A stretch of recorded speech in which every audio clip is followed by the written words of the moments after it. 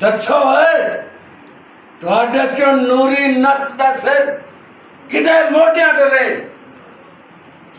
ਓਏ ਨੂਰੀ ਨੱਤ ਦੀਆਂ ਆਪ ਬਾਵਾਂ ਨੇ ਜਿਨ੍ਹਾਂ ਵਿੱਚ ਪੂਰੀ ਧਰਤੀ ਚੁੱਕ ਲੈਣ ਦੀ ਹਿੰਮਤ ਹੈ। ਓਏ ਮੇਰੇ ਘੋੜੇ ਦਾ ਮੂੰਹ ਨੱਤ ਵੱਲ ਮੋੜ ਕੇ ਪਿਛਾਂ ਹਟ ਜਾਏ।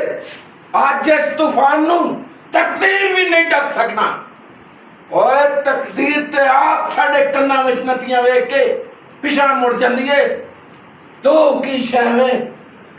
ਓਏ ਤੁਹਾਨੂੰ ਜੱਟ ਨਹੀਂ ਓਏ ਜੱਟ ਦਾ ਗੰਡਾਸਾ ਦੱਸੇਗਾ।